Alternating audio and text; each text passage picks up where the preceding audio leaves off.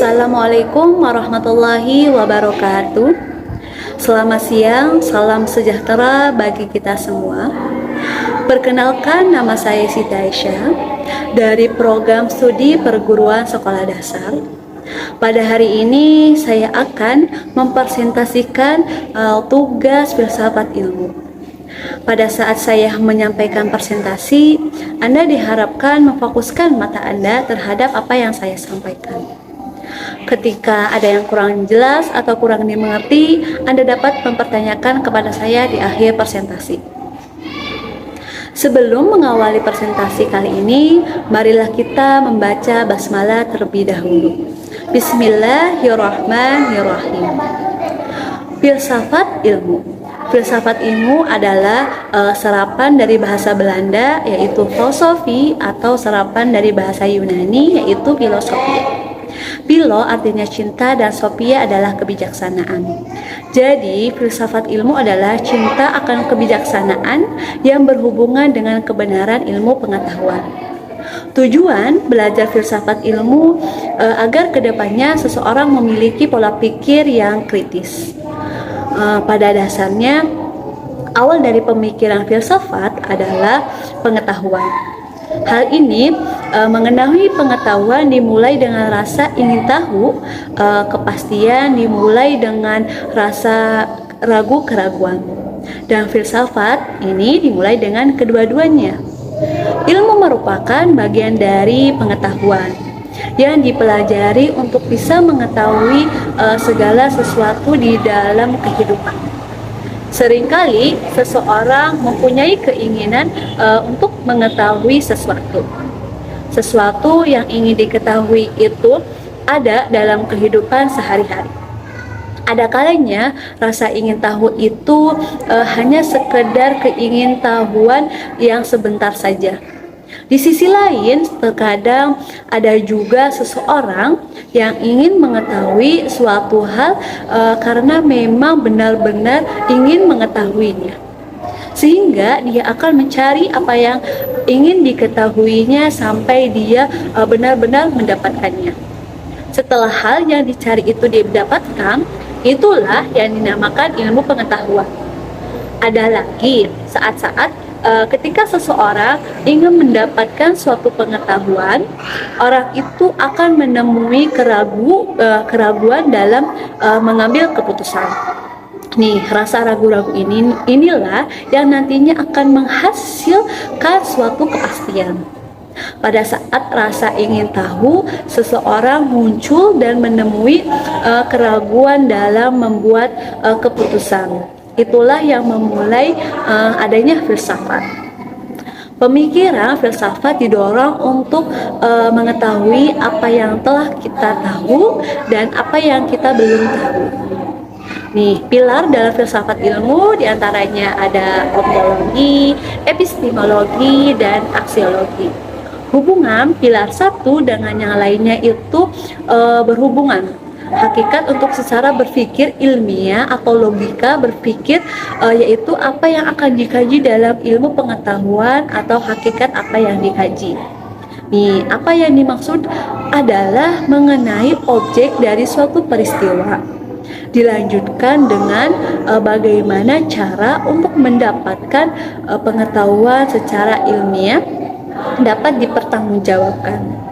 Ketika kita ingin mengetahui sesuatu, kita akan mencari cara bagaimana kita mengetahui tentang apa yang ingin kita ketahui dengan cara yang benar sesuai dengan kaidah keilmuan yang telah berkembang masa ke masa. Ilmu dan pengetahuan inilah nantinya menjadi manfaat untuk manusia itu sendiri, yaitu aksiologi yang terkait nilai kegunaan ilmu bagi kehidupan manusia. Makna secara sederhana, ontologi berbicara soal hakikat. Epistemologi secara sederhana yang membahas sumber ilmu itu dari mana, mengaplikasikan ilmu itu di mana. Aksiologi secara sederhana untuk apa nilai manfaatnya, nilai kegunaannya. Kita pertama nih, ontologi merupakan apa yang akan dikaji dengan ilmu pengetahuan atau hakikat apa yang akan dikaji. Apa di sini adalah mengenai objek dari suatu peristiwa. Dalam pembahasannya mencakup banyak sekali filsafat, cabang filsafat seperti logika, metafisika, kosmologi, teologi, antropologi, etika, estetika, filsafat pendidikan, dan filsafat hukum. Logika adalah cabang filsafat yang didefinisikan sebagai pengkajian untuk berpikir secara valid. Logika berguna dalam proses penarikan kesimpulan. Logika dibagi menjadi logika induktif dan logika deduktif. Metafisika adalah bidang telaah filsafati yang merupakan tempat terpijak dari setiap pemikiran filsafati termasuk pemikiran ilmiah. Yang kedua, epistemologi. Epistemologi ini hanya mencakup satu cabang saja, yaitu epistemologi yang membicarakan cara memperoleh ilmu pengetahuan. Yang ketiga, aksiologi hanya mencakup satu cabang saja, yaitu aksiologi yang membicarakan kegunaan ilmu pengetahuan itu sendiri. Ontologi berbicara soal hakikat. Contohnya seperti korek api, bentuknya bisa bermacam-macam. Namun, pada hakikatnya korek api yaitu korek api. Contoh hakikat ontologi lainnya seperti hakikat 4 nih, yaitu masjid. Masjid ini tempat untuk bersujud, tempat untuk beribadah. Berarti masjid ini sesuatu yang sudah melekat, yaitu tempat untuk beribadah. Hakikat ilmu yaitu harus rasional, harus empiris, dan harus wajib diuji coba oleh siapapun. Hakikat yang di dalam ontologi ialah ilmu, metafisika, asumsi, peluang, dan batas-batas penjelajahan ilmu. Asumsi merupakan dugaan-dugaan sementara yang belum jelas kebenarannya karena belum ada fakta pendukung yang valid. Ilmu sebagai pengetahuan yang berfungsi membantu memecahkan masalah praktis sehari-hari. Tidaklah perlu memiliki kemutlakan seperti halnya agama. Walaupun demikian, sampai tahap tertentu ilmu memiliki pembahasan dalam melakukan generalisasi. Asumsi dalam ilmu terbagi dua, yaitu didasari oleh ilmiah dan telaah moral. Peluang adalah kemungkinan kejadian. Nah, kemudian epistemologi, gambaran sederhana suatu kajian yang membahas sumber pengetahuan ilmu itu di mana dan mengaplikasikan itu di mana. Pengetahuan tidak semua ilmu, namun ilmu semua pengetahuan. Sejarah pengetahuan diawali dengan adanya kriteria kesamaan yang menjadi konsep dasar. Semua menyatu dalam kesatuan yang batas-batasnya kabur dan mengambang.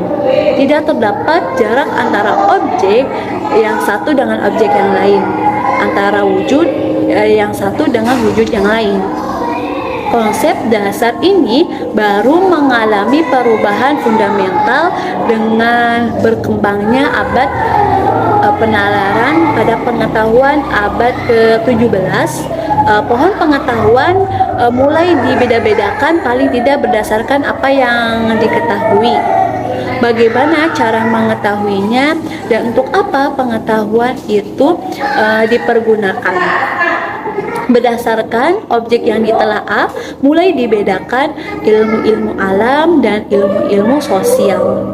Dari cabang ilmu yang satu sekarang ini diperkirakan berkembang lebih dari 650 cabang disiplin ilmu. Pengetahuan pada hakikatnya merupakan segenap apa yang kita ketahui tentang suatu objek tertentu, termasuk ke dalamnya adalah ilmu. Jadi, ilmu merupakan bagian dari pengetahuan yang diketahui oleh manusia di samping berbagai jenis pengetahuan lainnya seperti seni dan agama.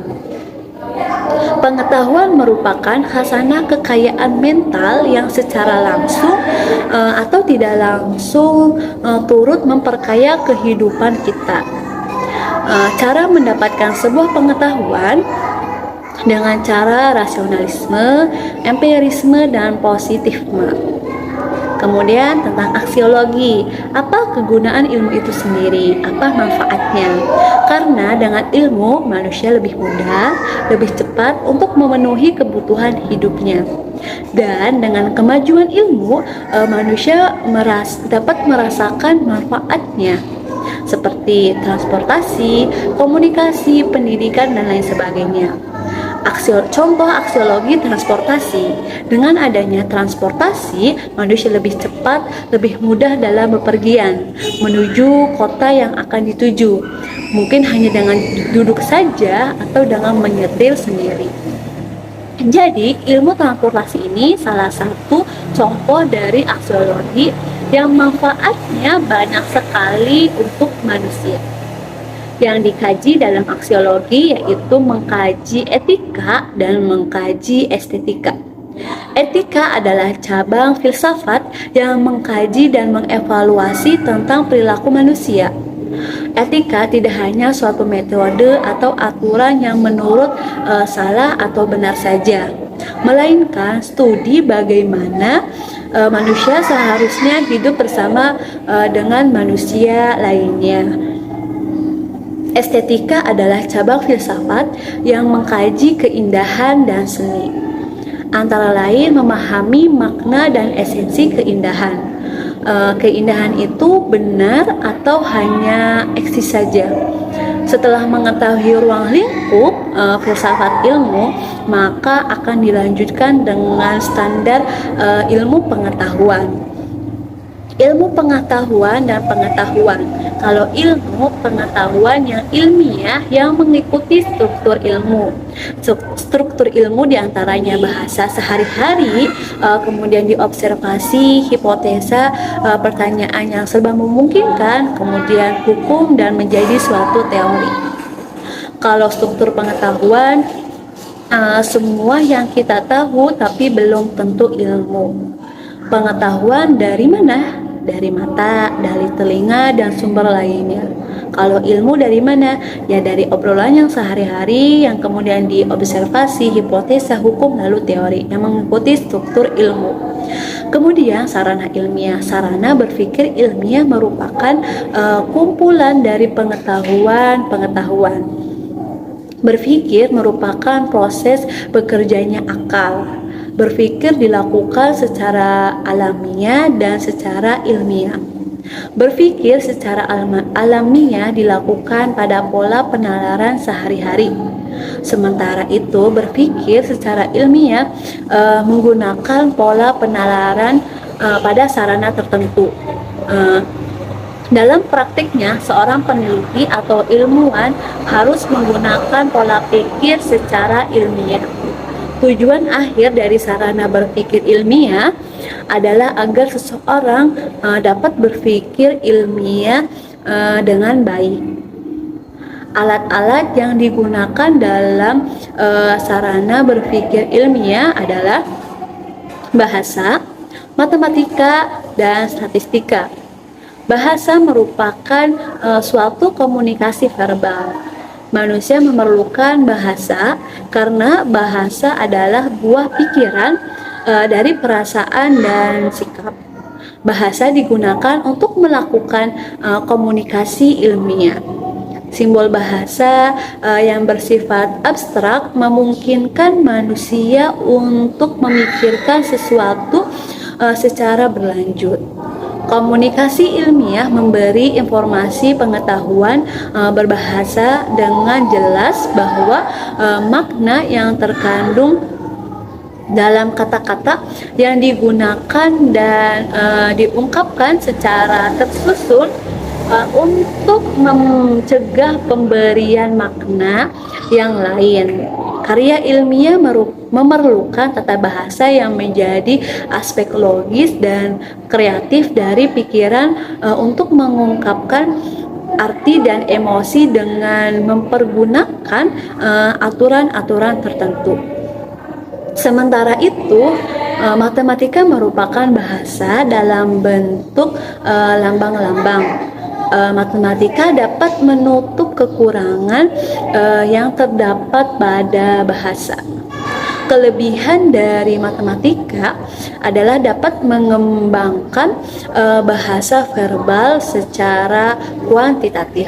Contohnya, ketika bahasa mendeskripsikan paus adalah hewan yang besar dan berat, matematika langsung menjelaskan paus itu beratnya 2 ton. Bahasa verbal bersifat kualitatif dan a priori asumsi. Matematika digunakan sebagai konsep pengukuran dalam eksaks sebagai daya prediksi. Sedangkan statistika adalah kombinasi bilangan aljabar yang dapat menarik kesimpulan secara umum. Statistika mampu memberikan kemampuan hubungan dua faktor kebetulan atau tidak dalam empiris. Setelah sarana ilmiah, maka akan timbul moralitas ilmu pengetahuan, di mana dengan ilmu pengetahuan seseorang akan bisa meningkatkan moralnya lebih baik lagi.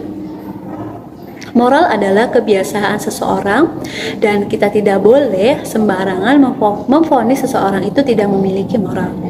Karena kita tidak tahu adat Sunda dengan adat Jawa itu berbeda, atau adat Sulawesi dengan adat Betawi itu berbeda. Maka dari itu kita tidak boleh memvonis seseorang tidak memiliki moral, karena kita tidak tahu kebiasaan masing-masing adat. Kemudian moral dibagi menjadi 2, yaitu seperti yang pertama, ilmu terikat nilai dan ilmu tidak terikat dengan nilai. Kalau ilmu tidak terikat nilai, maka mungkin akan terancam. Kalau ilmu terikat nilai, mungkin akan terhambat. Namun ilmu itu harus terikat dengan nilai, seperti nilai agama, nilai norma, karena agar ilmu kita tidak bertabrakan. Nilai norma di kita ya adalah agama, hubungan agama, ilmu, dan masa depan manusia. Pentingnya agama bagi manusia, agama dapat dilihat sebagai kepercayaan dan pola perilaku yang dimiliki oleh manusia untuk menangani masalah-masalah penting dan aspek-aspek alam semesta yang tidak dapat dikendalikannya dengan teknologi maupun sistem organisasi sosial yang dikenalnya. Pengertian agama yang lain yaitu agama sebagai seperangkat upacara yang diberi rasionalisasi melalui mitos dan mempergerakkan kekuatan supranatural dengan tujuan untuk mencapai atau menghindari terjadinya perubahan keadaan pada manusia atau alam semesta. Kemudian peran iptek teknologi bagi masa depan manusia, yaitu ada yang berdampak positif dan juga ada yang berdampak negatif. Dampak positif diantaranya kemajuan bidang pendidikan dan dengan perkembangannya kesempatan belajar serta bertambahnya tenaga ahli dan terampil. Yang kedua, munculnya bentuk-bentuk integrasi formal di bidang politik, pemerintahan, hukum, dan ekonomi. Yang ketiga, kemudahan komunikasi dan transportasi sehingga masyarakat yang tempat tinggalnya berjauhan dapat bertemu dan berbicara setiap saat dengan mudah. Kemudian dampak negatifnya diantaranya unsur-unsur adat yang makin mudah, terutama yang berhubungan dengan religi dan kepercayaan. Kedua, ikatan kerabat dan keluarga luas semakin melemah dan bergeser banyak ke keluarga inti. Kemudian yang ketiga, pengetahuan tradisional, misalnya pengobatan tradisional, semakin terlupakan. Terus yang keempat, moral masyarakat mengalami degradasi karena orang akan begitu mudah memproduksi barang dan jasa tanpa memikirkan efek negatifnya. Sekian dari presentasi saya. Terima kasih atas ketenangan Anda dalam mengikuti presentasi ini. Semoga presentasi ini dapat menambah wawasan Anda, dan apabila ada tutur kata yang kurang berkenan di hati Anda, mohon untuk dimaafkan. Selamat siang, sampai jumpa. Akhirul kalam. Wassalamualaikum warahmatullahi wabarakatuh.